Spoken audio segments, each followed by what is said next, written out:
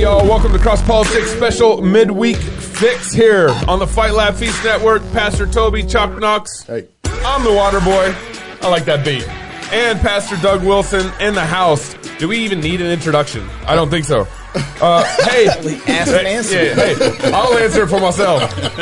Thank you for all the club member support. Make sure you guys... Our next guest doesn't need an introduction, so he's not going to get one. Make sure you jump in the club portal and check out The Joy of Parenting with Pastor Doug Wilson, and Nancy, his wife Nancy, and Pastor Toby, and his wife really Jenny. good. Yeah, that was really good. really good stuff. So thank you for joining us. Are you want to intro Doug like normal? Yeah, we want to thank you again for coming back on the show. Oh yeah, happy to. And particularly want to thank you for your leadership during this crazy time. Corona crazy. Corona crazy. I actually thought on my way in this morning, should I stop by Rosar's and get a 6-pack of Corona? Just to have on the then show. I thought, no, it's 9 a.m. But but in all seriousness, thank you very much. Thank you for your message last Sunday. Yes. That changed my prayer life, not for good. What? It made my prayer life nervous. What if God answers this prayer? What if God answers this prayer? What do things come to? Has it come to this? I've actually started praying. But thank you for all your. Also, just again, if you for some, what's wrong with you people? If you don't know, You got to get that sermon. We should actually. Can we drop that on our network on our podcast network? We should really do that. Yeah, we should do that. Also, just encourage you. Also, if you are in Corona quarantine and you have more time on your hands, please check out canonpress.com. They have a number of books by Pastor Doug and by his wife Nancy. Also, a number of the books are available on Audible as well as on Kindle. So please check those out. Real encouragement to you, especially in these days. So. Pastor Doug, what is going on exactly?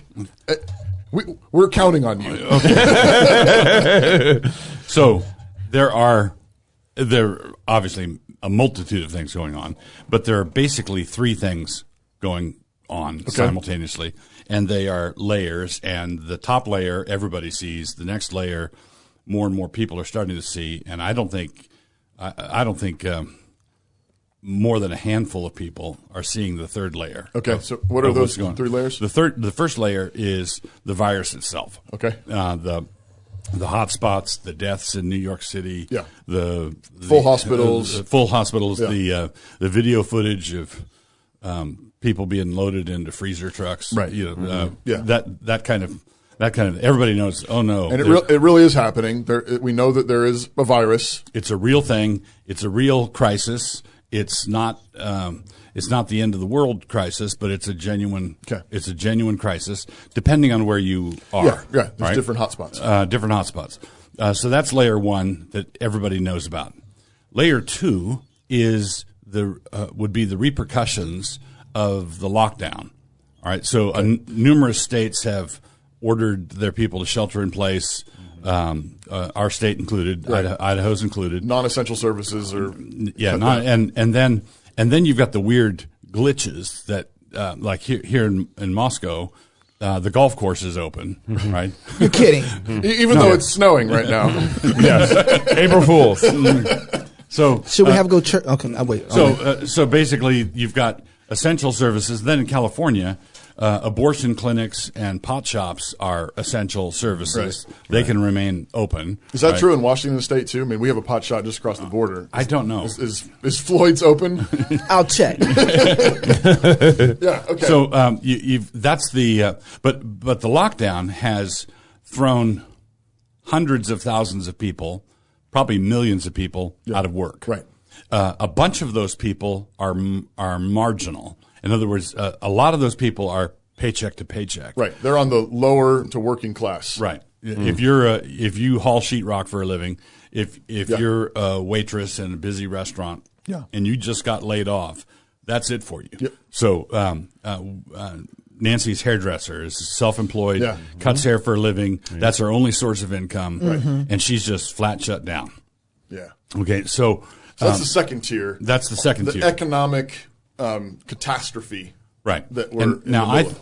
I believe that crisis is significantly bigger than the virus crisis. Right. Okay. The economic crisis. The economic crisis. And the reason we don't realize that is we are children of the camera, and the cameras aren't focused on that right now. Right. Right. The cameras are focused on hospitals, ER workers. Right. The numbers Deaths. spinning, new cases and deaths Right. spinning on the side of the CNN sidebar. Right. So that's the second. That's the second issue, where you're talking about the economic crisis, financial crisis, Right. and in Deuteronomy it says that when someone is a debtor, his creditor is not permitted by, according to scriptural law. This is Deuteronomy 26. The creditor is not permitted to take his millstone away. You can't take his millstone away as the pledge for his debt. The means of his ability to work. To Yeah, provide. because the verse says, "For it is his life." Okay, so Wow. It's not. It's when you take away someone's livelihood. Right. It's not the way Right. the way crisis number 1 and crisis number 2 are being played off. If anybody raises the financial issue, Right. they say, "Well, their people are dying over here, and why why You are care you about bucks, dollars. or you care about not being able to dine out in your favorite restaurant with Yeah. your wife. Right. So what's a little sacrifice of not dining out in your favorite restaurant save lives, to yeah. save lives? So Right. it's lives versus entertainment, or lives versus discretionary expenditures, et cetera. But that restaurant that you shut down has a bunch of minimum wage workers. You've got a number of people whose livelihood is marginal, and you just took away their millstone. You just took away you took away their life. We call it livelihood for a reason. Right. It's their life. So but more and more people are there. You can go online and find articles about crisis number 2. There are people raising that alarm. It's starting to happen. Yeah. And it's Is the cure more costly Right. than the virus? correct. Now that's level 2. That's level 2. Level 3, and this is the whole ball game, is November 2020, the presidential election. Right. Okay. That's what this is all about, and that is what explains last night's news conference, Right, so- and the night before. So I watched it and said they completely did a 180. No. They completely reversed themselves. I would say no. Okay. And I would say Trump. Trump reversed himself on paper, which he is very nimble at doing. Right? He does. He's a nimble president. He can do that kind of thing. He can do that kind of thing in Okay. his sleep. Okay. So there's superficial contradiction. But I was thinking about the using the Imperial statistics. College modeling and the The numbers just changed. Monday. Yeah. I think it was Monday or Tuesday, or maybe late last week. I can't remember where we are. That Dr. Birx got up and called out the Imperial College modeling study. Right. Said it was it had Way off. Overblown. way overblown. We're not talking about those numbers. And then said if we actually applied those numbers to Italy, it would be 400,000 deaths. We're not even close to that. Right. It doesn't add up. And so she questioned, and then yesterday put up all these charts and said, and thanked Imperial College for their modeling, and said we need to be watching the numbers in Italy. This is what we're looking for. Now, what you need to do, what everybody needs to do, is watch Donald Trump very closely. Okay. All right. If anybody thought that they could create a spectacular carnival and show, and then out-showman Donald Trump, they bet on the wrong horse. Okay. Okay. This is what he is doing. The Imperial College projection that spooked everybody initially. Yeah. Yep. Okay. Was 500,000 deaths in the UK. Right. Up 2.2 million in the United States. Yep. Yeah. Okay. Now that was, and then the guy who did it revised his estimate downward to 20,000 in the UK as opposed to 500,000. Right. That's right. And then he revised it again, I heard the other night, down to like 5,000. 5,000 in the UK. 5,000 in the UK. Now that's quite a climb down. Okay. Now, but what happened? Look what Donald Trump did. Just when that study was discredited, Okay. Donald Trump stepped in and took full credit for saving 2.2 million lives. Okay. Ta-da! Yeah. Okay. Now, what he's doing is this whole thing. I don't believe that there's a James Bond type of villain sitting in a mountain retreat somewhere calling saying release the virus. I don't think it's that kind of. I might. There's a little save that for me. His dad is a conspiracy. I grew up on all that. But I will say that 10 minutes after the virus was a thing, there were political operatives all over it. Yeah. Okay. Yeah. This is a political opportunity because what was going to happen, and I'm saying this as an observer. I don't have pom-poms, or I'm not a cheerleader of anything. Yeah. I think that Donald Trump is playing fast and loose with the facts on this Imperial College thing. So I think he's what he's doing is he's out-showmaning them. And if they're going to run you out of town, okay, if that's the plan, if they're going to run you out of town, get in front and make it look like a parade. You think so? If I'm following right, you think that Trump has been riding the brakes on all the extreme numbers, right, all the way up until a couple days ago. Even though he had extended initially there was 15 days, and he said, I hope we can have the churches packed by Easter. He changed that and said it's just not looking like that's possible. Right. But they were still questioning the numbers.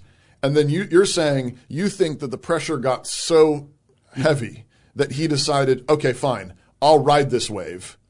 Well, I don't know if it's because the pressure got so heavy or because he saw the actual numbers are going down.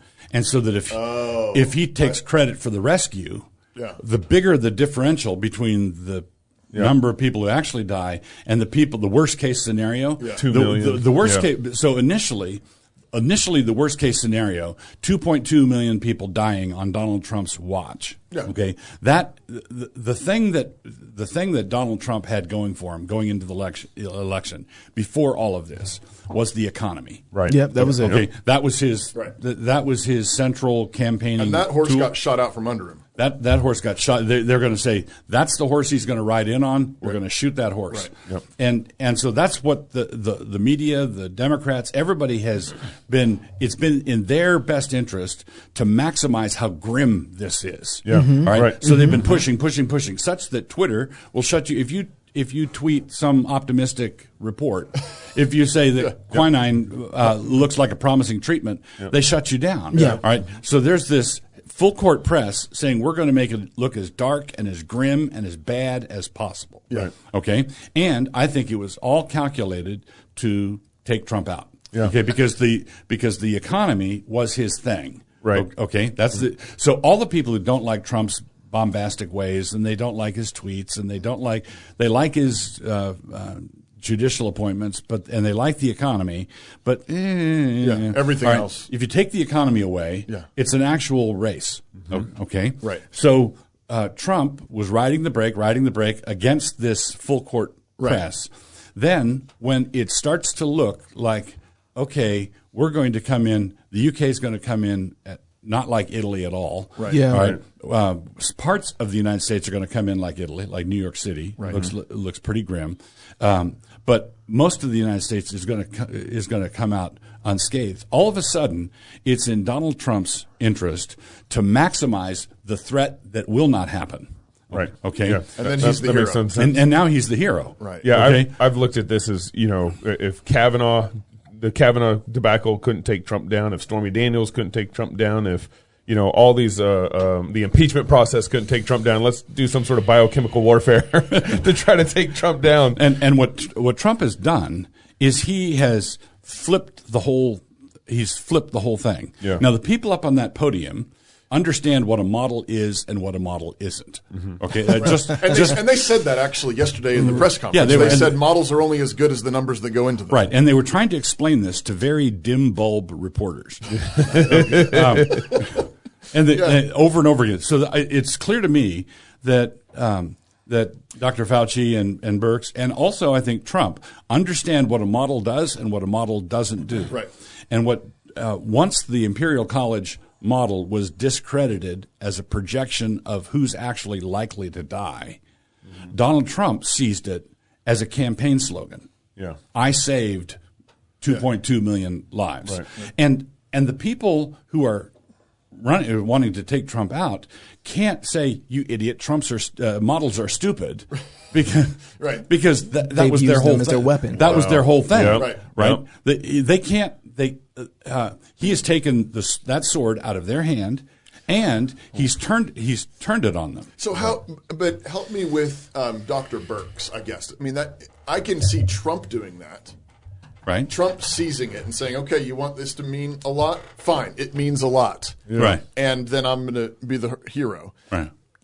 Help me with Dr. Birx, though. She's the one that says the numbers don't add up. These models, these projections don't work. And then yesterday, she thanks them for their work and bases the graphs on those numbers and Italy.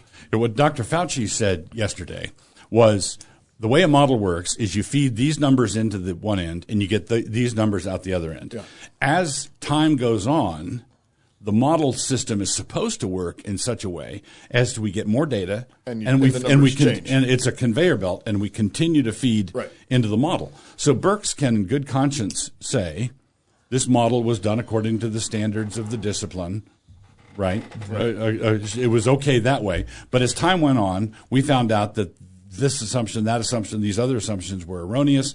Feed that into the model, and the guy who did the model himself was the one who revised it from 500K in the UK to 20K, under 20K. He's the one who did that. Right. Okay. Now, what she can do is, and I'm not saying that it's entirely on the up and up, but what she can say, everything that is the truth, I said into the microphone on camera. I told you that you heard it. Models are models. Right. The models have their limitation. They're only as good as the assumptions you put into them. Yeah. You revise them as you go on. You have to hear all my qualifications at one time. Now, but the reporters simply, the first rule of journalism is if it bleeds, it leads. Okay, Right. Yep. So what you do, they're looking at that as science tells us that 200,000 people are going to die, or science tells us that minimum 100,000 people are going to die. And when Dr. Fauci said, no, we can lower that by our efforts and feeding more information into the model, they just couldn't grasp that, because the scientific graph, is this not a graph? Are these not scientists? Haven't they come down off Mount Sinai and spoken the truth to us? Right. That's how the reporters are taking this, and what happened. And this is another little sideshow on this. Before Idaho locked down, the superintendent of Logos School was involved in a meeting where the governor and the CDC and Department of Health were meeting with all the heads of school in Idaho. Right. So all heads of school in Idaho were in this teleconference meeting. Okay. And so our superintendent was listening to them, and they said, "There's no need to shut your school down. These are the protocols you should follow. This is the best practices." And at that time, the CDC representatives in Idaho were actually saying there's no evidence that shutting your school down actually helps, because keeping kids home might spread in other ways. Right. Whereas sending them to school, so long as there hasn't been an outbreak in your school, and even if there is an outbreak, they were recommending close it down for 2 to 3 days, do a thorough clean, find out who the students were, quarantine them, and then go back to school. Right. That was the best practices at the time. So our superintendent was involved in this meeting. Those were the good old days. Those were the good old days. 2 weeks ago. 2 weeks ago. Yeah. So he was in this meeting, and they did this judicious and calm thing. And so Logos said, "Okay, we're going to." So we'll follow those instructions. We'll follow those instructions. That's what we're going to do. We're going to meet. We're going to open up. Well, so our superintendent comes out of that meeting, and then all of these government schools all over our area start shutting down. Latah County closed down the next day. Bam. And you say, so what happened was this, and this is what I think our leaders, our rulers don't get. Some of them get and are using. Some of them don't get it. The leaders roll out a scary scenario. Okay, they spook the people. The people stampede, and then the stampede buy toilet paper and and then the stampeding people spook the leaders. All right, it's a feedback. It's a feedback loop. So the leaders say, here's the 100,000 to 200,000. Now, a bad flu season in the United States is 80,000. Right. All right. That's a bad. That's 80,000 deaths. 80,000 fatalities. And you can have 85 million cases. Right. So you can have a bad flu season with 80,000, but if you put a graph up there, 100 to 200,000, now that's good news compared to the 2.2 million of a short time before. But you put that up, and people spook. Right? They start to stampede, and then all of a sudden, control of the stampede gets away from the people who started it.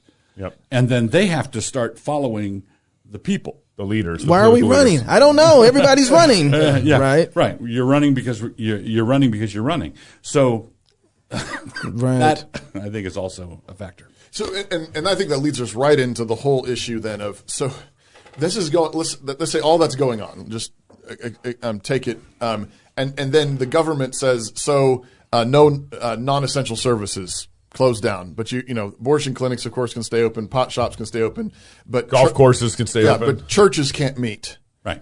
And now we're getting, stories of various and sundry, there were some people preaching outside of an abortion clinic that got sent home or arrested. I don't know. Some of them got arrested. Abortion clinics open, but you can't stand outside. You can't stand out there and preach because that's not an essential service. But we're going to keep killing babies.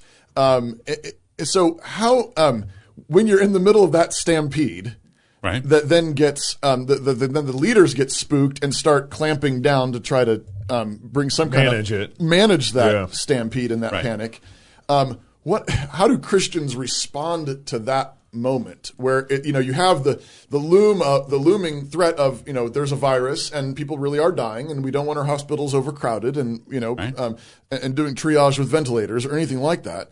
And at the same time, you've got this panic thing going and the government clamping down. While everybody's playing politics. Well, exactly. While everybody's So what do Christians do in that moment with those kind of rules coming down on you? Okay, I think the first thing that Christians should do is demonstrate by their demeanor and actions that their default drive is not that of being scofflaws. Rebellious. Right. So I believe that according to biblical law, civil magistrates have a genuine authority that allows them to quarantine. Right. Okay. So our first reaction shouldn't be you and what army. Correct. Our first reaction should not be come and get me, coppers. Yeah. Right. It ought to be okay. You have this authority. You're in your lane. Right. You're making this call. I might disagree, but I'm not the governor. Yeah. Right. Yeah. So that's our first. I think that should be our first instinctive reflex. Honor your father and mother is fifth commandment, and it means honor the authorities that God has put in your life. Correct. And so it's that important. Made it into the 10, and that includes civil magistrates, pastors, elders. But our instinct should be: you're an authority. I assume God's put you there for my good. Right. So my instinct is initially to say, okay. Right. So before Idaho shut down, I wrote on my blog that if we were ordered to shut down, Christchurch would cheerfully comply, and at which we have done. Right. So we have not met together. We've done online services. Our offices are closed. The offices are closed. We've conducted elder meetings via Zoom. We've honored the spirit of the thing. Our first initial reaction was not, what do you come and make me. Who do you think you are? That's not the first. But let's run I just wrote about this morning, and I might do it up a little brown here. But suppose does the president have the authority to say that the 2020 election is not an essential service? Okay, at some point, postpone it to like March or something like that. I mean, states right now are postponing primaries, right? So why not? Right. So if he says that this is a time of crisis, although all hell will break loose, yes, it would, but wouldn't if it was Obama. Right. Okay. Yeah. Well, we got the guns on the conservative side. It'd be a different kind of hell. I'm talking about. But the media. I'm talking globally. Okay. On the national level. So suppose he said we ought not to be making decisions of this magnitude in the middle of a public health crisis. Right. Okay. Postpone the election. Let's postpone the election for a mere 3 months. Right. Okay. Now, this is the issue. Do do rank and file citizens have the right to say, Yeah, Right. absolutely we okay. do. Yeah. All right. Now that's the issue. One of the things that Christians don't understand is that in the West, Romans 13 is not just talking about the mayor and the governor. It's not just talking about the loudest guy, the loudest authority. Correct. And it includes the Constitution. Right. Is the Constitution Right. part of my existing authority? My Well, that's the real authority, right? Like that's who the everybody's true submitting authority. to. Yeah, right. Right. So if the Constitution grants certain privileges that the president can't say, the president can't come out and say there's a malaria outbreak, so we're going to postpone the election. Right. And everybody's looking around and said, "What malaria?" But I've got a feeling. What Constitution more like? Here's a chart. Right. So do we have the right of independent judgment, private judgment, and say, hold, wait a second. Yeah. This is not adding up. Right. Okay. This is now. I think that we're not quite at that level. This doesn't add up with the coronavirus, but we can see it from here. We're getting close. We're getting close. I heard a story recently of I think I've got my details right, but I'll just keep it vague and non-identified. But I believe I think it was a state in which there's a sort of soft shutdown. It's not a complete shutdown, but it included banning elective surgeries, which included banning abortion clinics. Yep. And what happened was then in the state next to it, abortion clinics were completely shut down, and this gentleman I know went down to the abortion clinic a couple of days ago just to see what was going on, and the parking lot's full of cars with license plates from this other state next door. Right. Coming into this other state where there's been a soft closure and elective surgeries, including abortions, are supposed to be banned. The guy calls the cops or the county sheriff and says, "Hey, it's open," and they're doing it, and the cops say, "We're not going to do anything." So this guy and some others went down and blocked the driveway. And Interesting. And for a little while, block, and then of course that got the cops to come out. Oh, Yeah. now you want to show up. But I thought it was a glorious Right. moment where what were they submitting to? Now Romans 13. Yeah. Well, they were submitting to their governor. Right. They were submitting to their governor, and when the cops wouldn't do their job, Right. they did. Yeah. Now the cops ended up disobeying the governor and telling them to stand down and don't block this thing. But that's the point, though, is I thought it was a glorious opportunity to say, okay, Romans 13, absolutely. Yeah. Now you've got 5 different magistrates telling you slightly different things. Right. Now what? Right. Now what?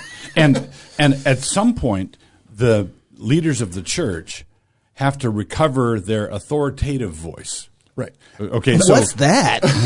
Well, and we're supposed to be in that lineup. Right. Of Right. authorities. That's right. Right. So we don't say if we say he's the king, he can say whatever he wants. Right. No. It's the president is only the president because of the law. Right. Right. Yeah. The law is part of Lex Rex. The law is part of the framework of the existing authorities that I must submit to. Right. Okay. Now, if there's a Supreme Court decision that says every state gets 3 senators, right? And I wait, you can't do that because the Constitution still says 2, and I can count. Right. Yeah. For now, Common Core math is messing that up. Right. But I'm old school. Yeah, So you can count. But I can count. And 2 senators is not 3 senators. Yeah. And they say the right to keep and bear arms means that you don't have the right to keep and bear arms. Yeah. The right to assemble means you don't have the right to assemble. Right. And let us grant, and I am happy to cheerfully grant, if there's a church building and they're going to have services and 2 armies about to go to a pitched battle converge on the church, and the church is no man's land. Yeah. And the one general says, I wouldn't advise having your services as normal. Okay. I think that the existing authorities of the church should have a thought in their heads. I think they should be thoughtful and take the emergency situation into account. If the fire chief comes in and tells you that your church roof is on fire, the elders don't have to meet and vote before the people are given permission to exit. There really are crisis moments where you defer to the magistrate. Absolutely, you just defer. But there also are times when you don't.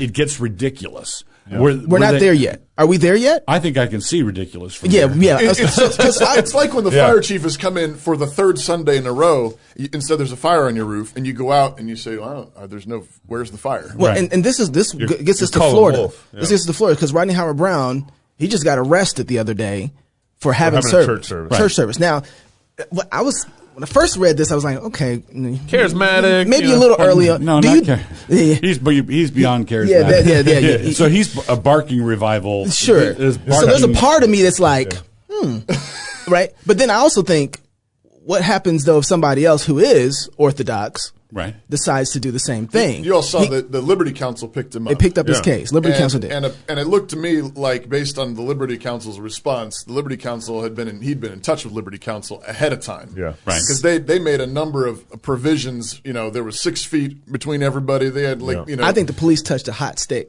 They installed like thousands of dollars hospital ventilation system, $100,000 ventilation system that cleans the air at a whatever microscopic hospital rate that there was supposed to. They observed his distancing, rubber gloves, hand sanitizer, all the and telling people to stay home. And I think that particular county, or I don't know if it's the county, I think it is the county, Hillsborough County. Their particular regulations have some really bizarro exception things like open-ended, like if you're a business and you can keep these regulations and you're not in the exceptions, you're fine. But they excluded churches. But they exclude churches.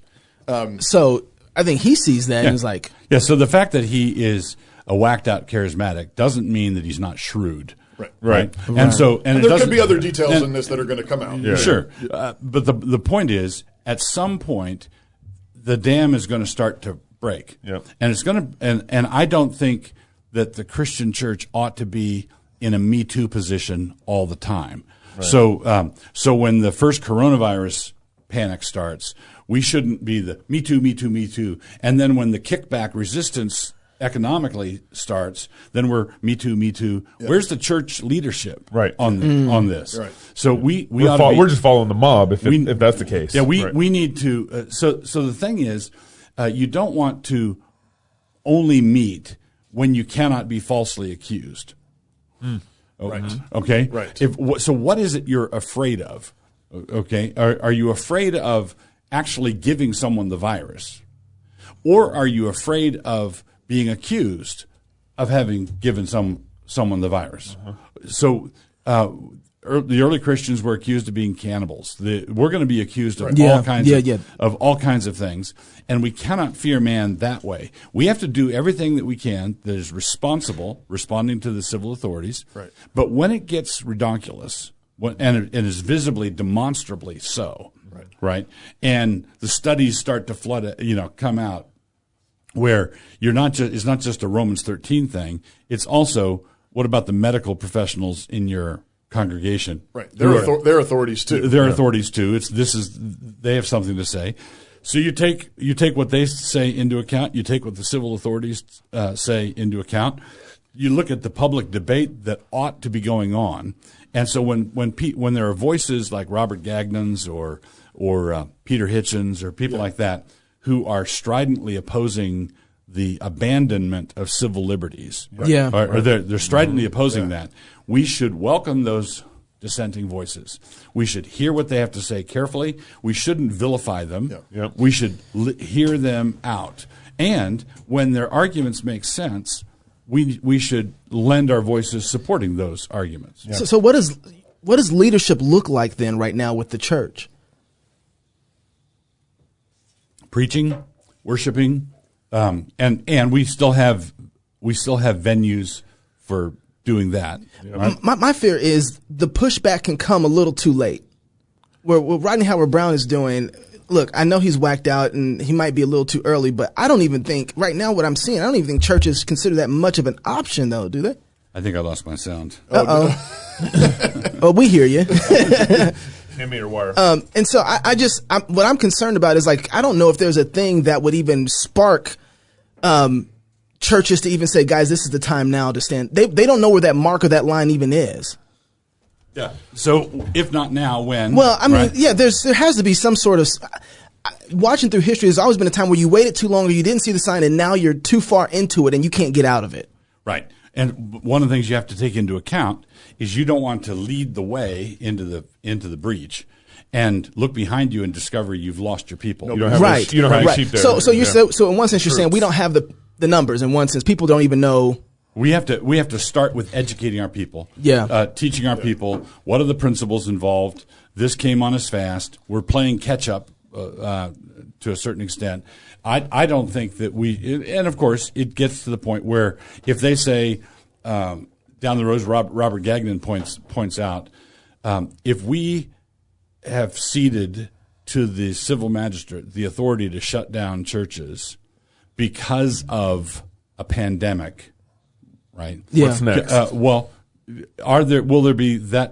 authority be found in that measure to shut down churches who are spreading hate?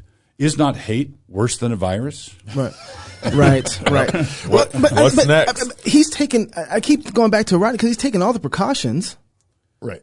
He's done everything that they've asked to do of anybody who's going to be an operational business. So it sounds like that if he has done all those precautions and Liberty Counsel has taken it up, he's crazy like a fox. Right. In other words, if they shut him down when he did all these things in the ventilator, he does all those things. If he has a strong case on their terms, right, then we can say, despite our radical doctrinal disagreements, our hats off to you. Yeah, right. Because they're painting him right now that he doesn't love his neighbor, that he's not being cautious, right, and he's being flipped, and he's not. Right. One of the other things I want to push on here is it seems to me that part of what we have also is radically different assumptions and views about rules of evidence and due process going on. So we grant that there are real emergencies where jurisdictions overlap. Right. So without to your war example or fire example or active shooter example or whatever, right, cops run in and say, get out, get out, get out. There's a bomb or whatever. Yeah. Then everybody gets out. We don't have to hold an elder meeting. Right. It's an emergency. Right. And so a temporary interruption of activities is accepted. But then what happens, but we're also saying, though, is that is acceptable. You can suspend your ordinary rights because in the case of emergency, it's not suspending your rights. You're agreeing that this is the right thing to do. Right. But it's like the cop, if your house is on fire, he can break down the door and drag you out. Yeah. Right. Sure. Without asking your permission. If you're asleep. If you're asleep. Yeah. And technically he didn't go and get the warrant. Right. He didn't go before a judge and ask, can I break down the door? Because it was an emergency. Everybody understands that. Yep. But the reason why ordinarily, in order to break down the door and go get, do a search and seizure or whatever, you have to go before a court, before a judge, and you have to lay out a case for why there is a probable cause. Right. Okay? And you can't do that based on your hunch or a graph. Right. So one of the things I think that's problematic about this whole moment is that, and this is one of the things that the dissenting voices are bringing up, particularly Peter Hitchens, others, as saying we don't know our numbers. Is the building really on fire? Exactly. So, correct. So we have issues with, again, how many people have it? Right. How many people have gotten the virus? Have had it. And how many, like Knox. And how many people have recovered from it already and not even knowing they had it? We don't know. Also, he pointed out how many people are being recorded as dying from coronavirus when, in fact, they only died with coronavirus. Right. Because he noted that in a number of states and countries now, they're actually legally required to report it as a corona death if they tested positive for it, even if they were already in the process of dying. Of something else. And happened to get it. Right. So our numbers are completely skewed, and we're using that evidence basically to do search and seizure warrants. Correct. And we're handing that authority over to governors and presidents and mayors. Well, and the initial modeling was based on China, Italy, and Iran. Right. But this is the thing. This goes back to the chief culprit in all this, which is public schools.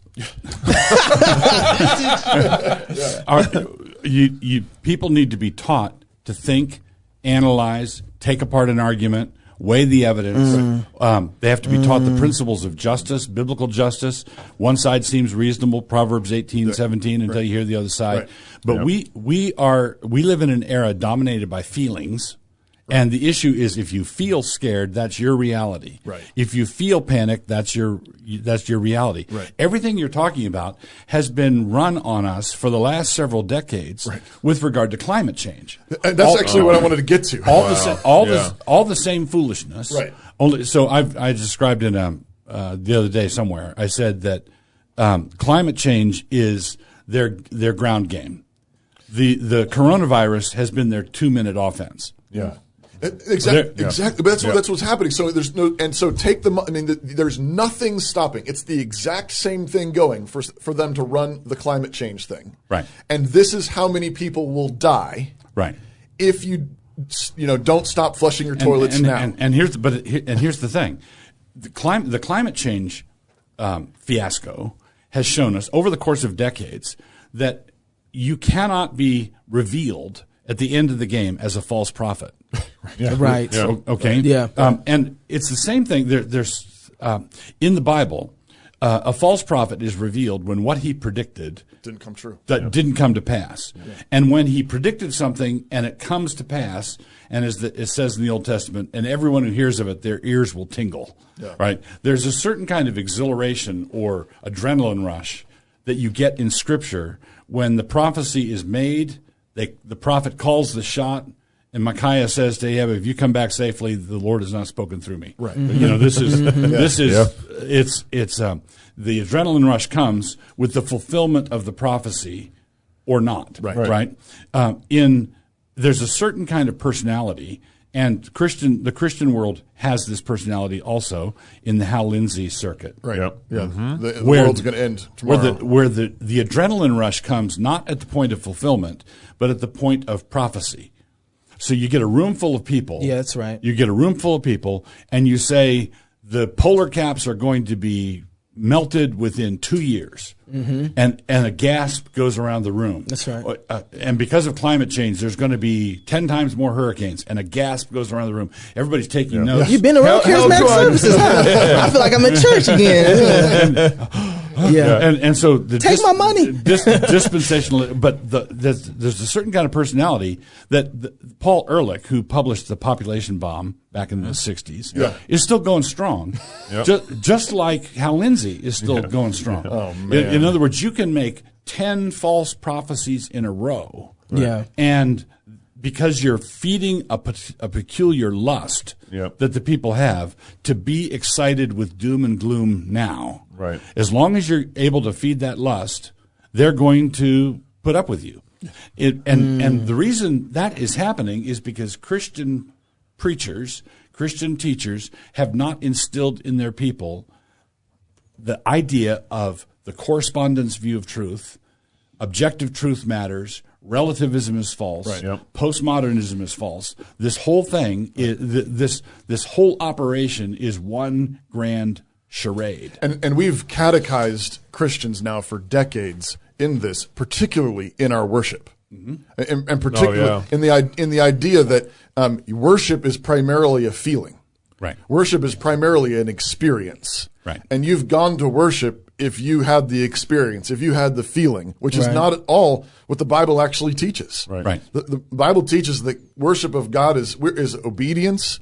It's hearing His word. It's responding in praise. And there's a sense in which it doesn't really matter what you feel like. Right. Yeah.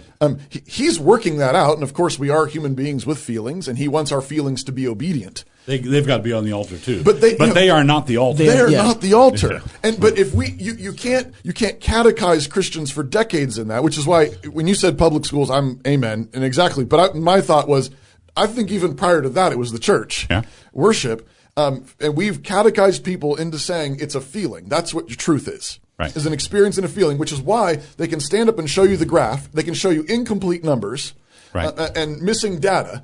And everybody then has an experience. Right. And the experience is fear and panic. Yeah. Do whatever you need to do to get it. And when you point this out, when you say, hey, there's missing data there, that you need 2 more premises in that argument. Right. If you point that out and you get shouted down as an enemy of mankind, you hate people. You want people to die. You want people to die. You want the children to die, or you want the old people to die. Yeah. And why should we listen to you, pastor from Podunk, Idaho? Right. Listen to the experts. And I can say, wait, I've got a whole list of experts here. Right. Over here, we don't honor them. that you're not listening to. Yeah. You're allowing certain experts to approach the microphone. Back to climate change. Yep. There are hundreds of scientists who are educated in the realm of climate and climate change That are asking all kinds of questions. who are dissenters, and they're not allowed near the microphone. Right. So I want to like bring this back to Idaho. Okay. Idaho is not New York. New York's not China, but we're all basically operating and making our decisions based off the same assumptions. Right. And was it 2 weeks ago, the mayor of Moscow, we haven't had one case of coronavirus show up yet, at least in Lake County. We have in the contiguous counties around us. And then yet we decide, our mayor and our governor basically decides to put forward a resolution, a shelter-in resolution here in Idaho. Right. Why doesn't the church respond immediately and say, no, we shouldn't be doing this at all and making these decisions based off these calculations? Oh, we shouldn't. These calculations are bogus. But you've got to think 3 chess moves ahead. Okay. And the 3 chess. One of my philosophies of ministry is to ask myself, what would I do if I were the devil? A lot of good that's done you. And then I try to do the opposite. How would the devil try to take opportunity of this? Okay. And I can guarantee that if we just immediately said, no, you're overreaching your authority. Yeah. So the coronavirus spread in France because of a evangelical conference. Okay. South Korea because of a woman pastor, not a woman pastor, a woman who went to a megachurch in South Korea. Yep. It would be the work of 5 minutes for them to hang this around our the necks, church, which is what they're ready. Why would I lead with my chin? Why would I play right into? Put a kick me sign on your back. But at the same time, there's real people in our community who can't work. We've already talked about this a little bit before. Can't open the restaurant. Yada yada yada. Yeah. So there's real people being damaged. Absolutely, and we have to raise the alarm about them from right at the beginning. So in the biblical. The reformers hammered out a biblical response to persecution. The first was to prophesy against the evil. Okay. The second was to flee, right, to pull up stakes and go. Right. And the third was to take up defensive arms only, right? And this is not active persecution, but I would say it's the same gradation. They start doing foolish things. So you start prophesying. You start prophesying. You start preaching and teaching and instructing against That's it. good. That's good. That's number one. Number 2 is you evade it. You try to get out of the reach of the silly. You try to say, "What is there anywhere I can go? Is there any way I can lead our people that resists the?" Can we have drive-in church? Can we have drive-in church? Can we set up a shop in the county instead of the city? Right. So we explore all those options, That's having really having demonstrated that we are not scofflaws, Right. But we are not obedient with our eyes tight shut. Right. Yeah. We can see what's going on, Right. and we're willing to say out loud and identify what's going on. Yeah. Right. And then when it becomes obvious, and is becoming increasingly obvious what's going down, you take the next step. You don't rush to the end right away, only to discover that you've been completely outmaneuvered. Right. So one of the things I want to tack onto this is I think one of the temptations is actually we don't want to become we don't want to adopt these methods of our enemies. So what they're doing is they're acting in fear. Right. Based on models with incomplete data. Right. Yeah. And it's easy as anything for Christians to do the same thing. Right. You don't know what's going to happen tomorrow. Yeah. we don't want to panic about the panic. We can't panic about the panic. We can't panic about their overreach and overreaction. But I don't think some of the churches I'm seeing who want to have service are panicking. No, no. I'm not saying all of them are. But Yeah. my point is more broad. So Okay. I'm not making a particular. I'm saying. I think they're actually trying to do that. I think they're trying to follow. I think they are. But what you have is back to Gabe's point is we have Italy, we have Sure. UK. I we see got that play. New York. I And see we have that play. Idaho. Yeah. And all of our states have slightly different varying orders. And some of us have city orders in addition. Some of us have county orders in addition. that's right. And so you have to, all of those things, all that data has to be assembled. And it has to be assembled day by day rather than playing the projection game. Right. Because what we're tempted to do is project this, and now you're the UK, or worse, you're Hungary. Sure. With what's his name, have granted, the dictator in Hungary right now. For life indefinitely, sort of. Right. Or we're China. Yeah. And I think, should those examples be on the table as warnings? Absolutely. And so if I were the devil and I had 5 people with coronavirus waiting in the wings for when we had our first service, they all of a sudden had a gripping interest in Reformed theology, and they come to our service, I want, when that happens, when that play happens, when we have our first service and those people come, I want to not care. Right. In other words, I want to be situated with what we've taught and how we position ourselves, how we've prepared beforehand. Right. Yeah. I want to have that not matter. Right. Right now, if we had just opened if we just had service anyway, I can guarantee you that Latah County, which currently has no cases, no confirmed cases. Would I can guarantee you that we would.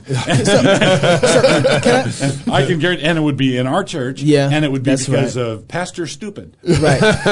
No, not just any. The racist Pastor Stupid. Right. Racist Pastor. Right. Stupid. So can I summarize this and say that the way that we're thinking about it, some of the people who are ready to push back is that we can make this worse than the thing that we're trying to push back against. Correct. Is that what? And so that you're saying you need to think a little broader about this, so that when you decide to act, all your ducks are in a row and it's going to play the way you want it to play. Correct. And I've said this for years. There's no in pastoral counseling. There's no situation so bad, but that you can't make it worse. Right. And I think the pastor said encouragingly. The other thing to note is about what he said, though, is it's not that you can't push back. Right. It's how you do it. How you push back. The right places to push. And I think those categories that the reformers put together about prophesying, about evasion or fleeing, and then a more direct, formal defensive resistance are really good categories to think. Yeah. So it's not like when we write our magistrates, when we try to contact them, when we ask them to please reconsider or we send them other data, that is resistance. Right. Well, it's just like the slave code too, right? You you obey, you preach, you hope, and then you defend if the slave master begins to get too overbearing. Yeah. I want to end with this because we're at the end of this. We are. Sorry, Gabe. You laid out the 3 things. You said the virus, the 3 crises, right? The virus, the economic crisis that we're in, and then November 2020. Right. Is there a 4th? And I want to submit to you this. What is God doing in all of this? Yeah. So the fourth level, and this is where I think we should have our thoughts all the time. The 4th level is repentance and belief. All right. So America needs to turn back to Christ, and so this is an opportunity for us, and we're to preach the gospel in season and out of season. Paul says, and I think that this is. In the light of the virus, in the light of the economic devastation, in light of the rodeo that the election is going to be, this election is going to be the rowdiest rodeo you've ever seen. Yeah. Worse than 16, huh? All right. Way beyond. Yeah. In the light of that, preachers ought to be saying, America, whatever is coming at you, whatever you're fearful of, we deserve to get good and hard. Whatever, if you're afraid of famine, if you're afraid of pestilence, if you're afraid of war, if you're afraid of economic collapse, God could do all of those things to us in a row, and we would deserve every bit of it. And we would deserve it because we are unrepentant. So the thing is, suppose the sun comes out in 2 weeks and all clear, and everybody can go back to normal. Yeah. The month after May is June, Pride Month. Right. Do we go back to Pride Month as normal? What does normal look like? What does our normal look like? Yeah. Right. If Pride Month, as I said in the sermon, we ought not to call it Pride Month. It ought to be dog back to its vomit month. So why are we repentant? So that's the 4th level. Are preachers preaching that Christ has authority over America? Christ is the king of America, and he is offended at how we've been behaving, right? And so we deserve to be hammered for our sins. We deserve it because of Obergefell. We deserve it because of Roe. We deserve it because of all the foolishness that the porn industry. We deserve public schools. we deserve to be chastised severely. And what's happened thus far is the merest flick of God's finger. This is not a spanking. This is not a spanking from God. We're all still eating pretty good. And there's Right. the government's printing off money and sending checks. We have bidets. Yeah, This is the Almighty Jehovah has taken America's wrist and given us a little slap on the wrist. Yeah. To the world, But we deserve a butt whooping. Right. All right. Yeah. And so we should be, Christian preachers should be praying that God would do what it takes. So I would rather live in a poor and broken America than in an America that's fat, sassy, insolent, and killing prideful. babies. Amen. All right. If we're killing babies and we have our standard of living, or our standard of living is busted beyond repair, but we're not killing babies anymore, which America would you rather live in? Amen. Yeah. I think your point about the personal nature of all this is really, really important. Right. This is not just God, up in some kind of CEO office in heaven, randomly issuing things. Right. The point that you made this in your message, and you're making it again, which is that we have personally offended God. Right. That he is giving this to us personally. Right. He's sending it on our land. He's sending it on our nation personally. Right. And it's for us because we need it. This package had our name and address on it, Yeah. and it was spelled right, and the address was right. Right. This is It was delivered. Yeah. delivered to us. So should we be praying for the coronavirus to be done with, all this to go away with? How should we be praying for this? We should pray that the coronavirus would bring us to repentance, and as soon as we come to repentance, that God would lift His hand. But we should not pray that God would lift His hand apart from repentance. Amen. I don't have anything else to say. Y'all repenting? Get to it right now. Yep. Pastor Wilson, thank you so much for you. coming on. Yeah. If you're single, get married. If you're married, have kids. And if you have kids, go baptize them. Until later this week, love God with all your heart, soul, mind, and strength. Love your neighbor as yourself. Go fight, laugh, and feast, and repent. This is Cross Politic. Wow. So what's up with NT Wright? He done lost his whole mind? That was bad.